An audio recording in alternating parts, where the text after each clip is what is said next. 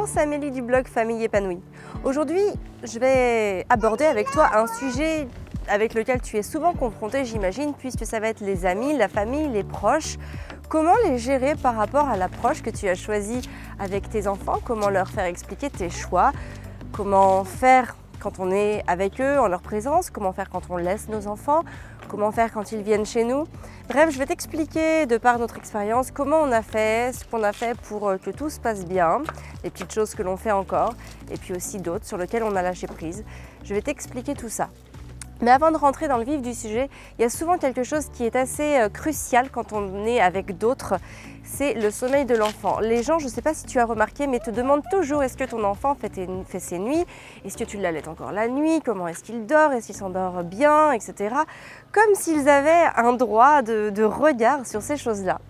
Si tu te sens un petit peu vexé par rapport à ça, si tu en as marre parce que voilà, toi, tu as tes propres difficultés avec le sommeil de l'enfant, eh bien je t'invite vraiment à télécharger le pack de vidéos que j'ai préparé. Et ça, tu peux le télécharger en cliquant sur le lien qui se trouve dans le statut ou sur le petit i d'information. Et en fait, c'est un pack de 3 vidéos où je t'explique beaucoup de choses sur le sommeil dans l'enfant, à quoi s'attendre, ce qui est réalisable de faire. Oh oui, il y a un gros bateau là!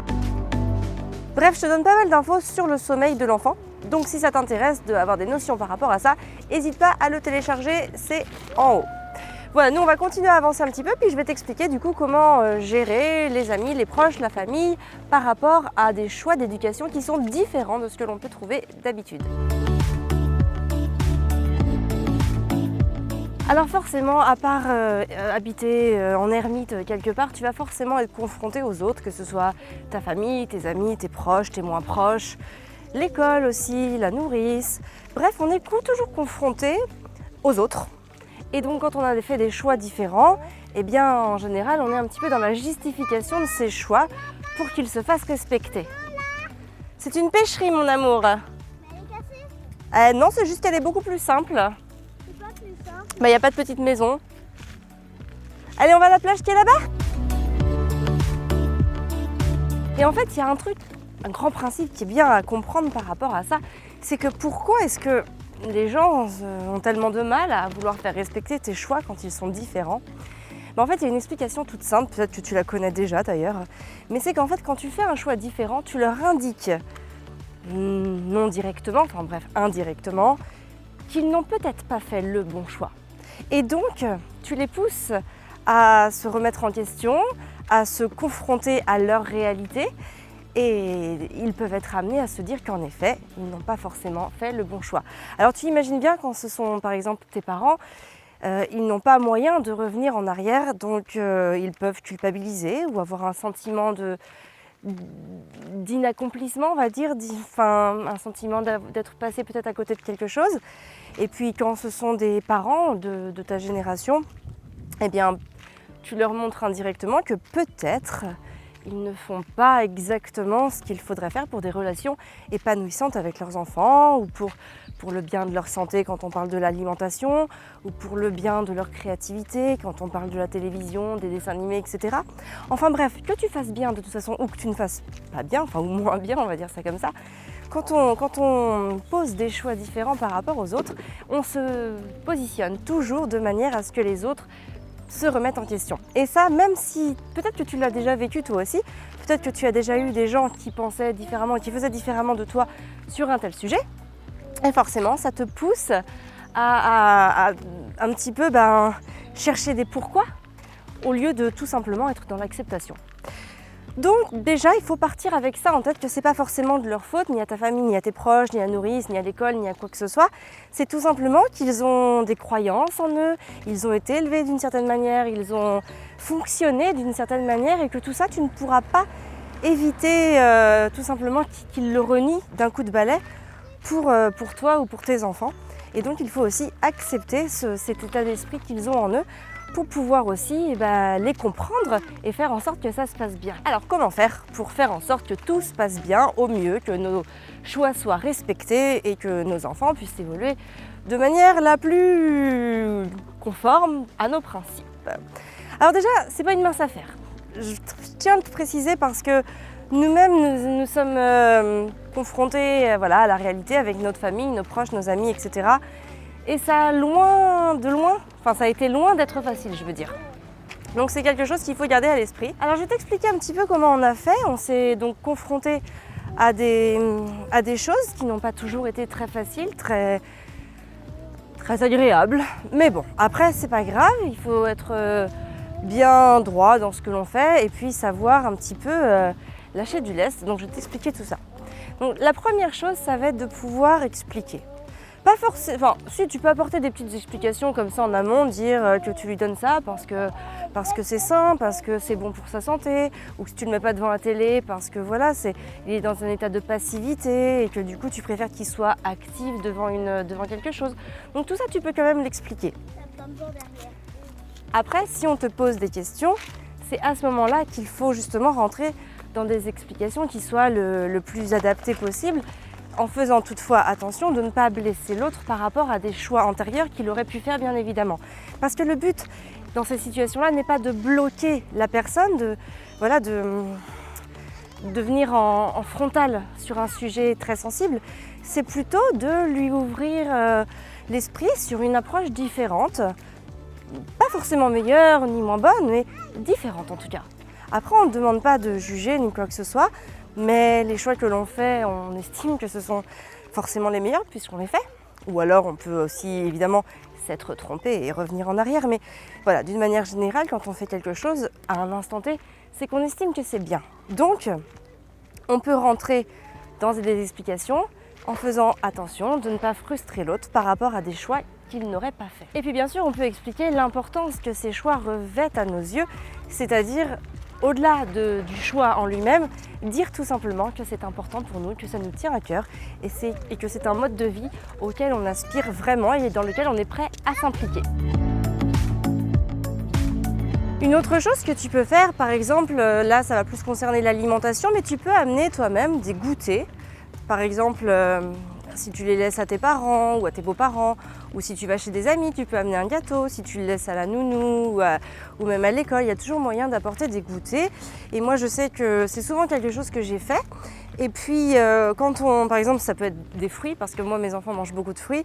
Mais par exemple, si je sais qu'il va y avoir d'autres enfants qui vont peut-être avoir, eux, des gâteaux, et bien dans ce cas-là, on fait un gâteau avec les enfants, où on fait des petits biscuits, des petits cookies, des choses comme ça, en version saine, et comme ça au moins quand c'est l'heure du goûter avec les autres enfants, ils ne sont pas frustrés parce que eux aussi ils ont des gâteaux. Donc ça c'est vraiment une alternative qui est sympa à faire par rapport à l'alimentation, en tout cas pour lâcher prise par rapport à ça, tu fais toi-même, tu amènes et comme ça ils ont ce qu'il faut.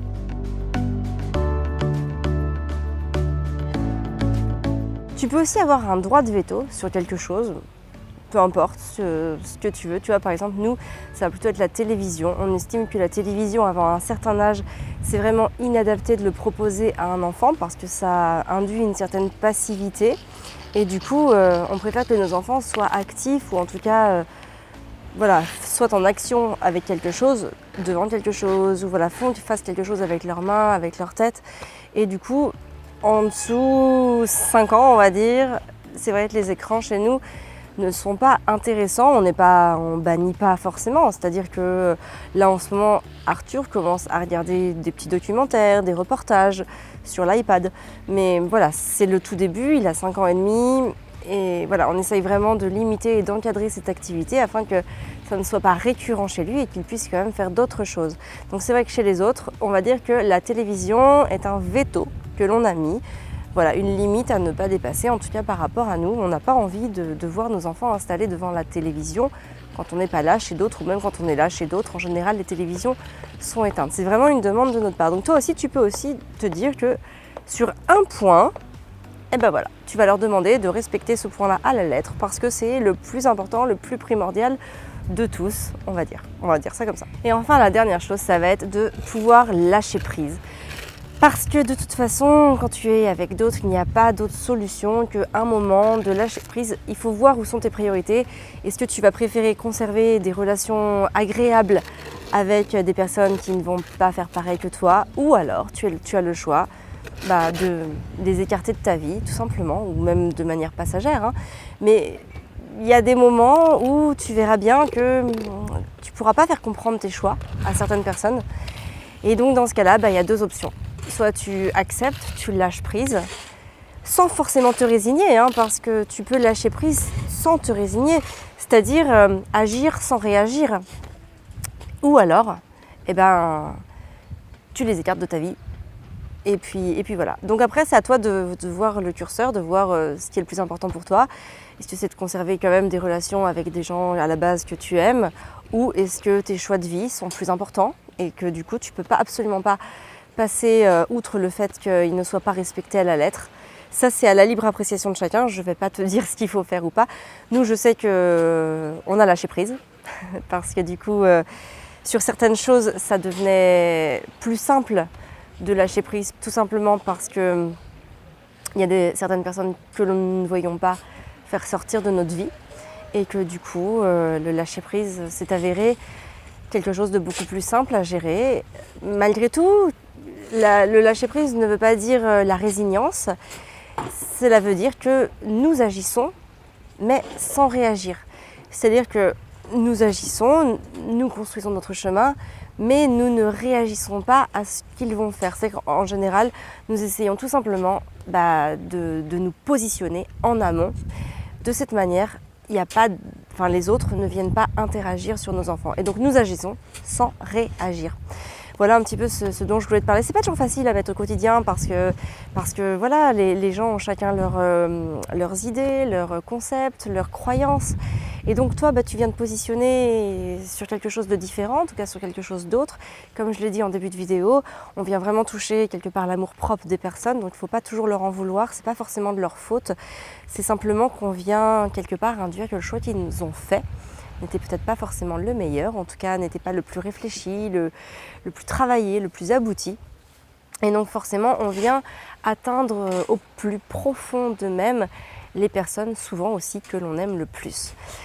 Donc voilà, il faut bien garder ça à l'esprit parce que je crois qu'aussi quelque part l'idée aussi générale c'est que tout aille bien et si tu veux montrer aussi des belles valeurs de bienveillance à ton enfant, c'est pas en se fâchant ou en ne voyant plus les gens que tu aimes le plus que tu vas pouvoir leur communiquer un message qui soit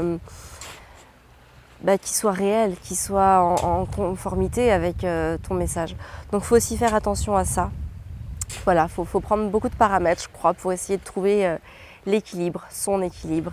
Mais en tout cas, c'est possible de trouver un équilibre et de pouvoir faire preuve de lâcher prise quelquefois, par-ci, par-là, sur quelques petites choses. C'est pas bien grave non plus. Il faut essayer de relativiser.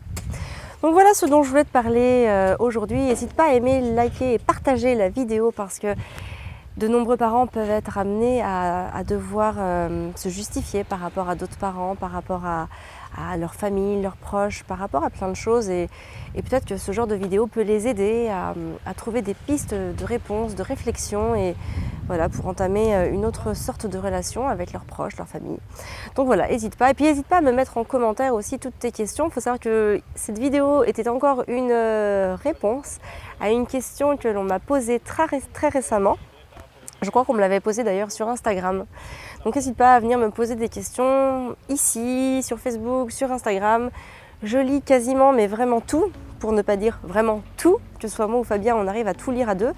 Donc du coup, on ne répond pas toujours parce que voilà, comme aujourd'hui, je peux faire des vidéos sur des questions quand ça demande des réponses un peu plus vastes, un peu plus complètes.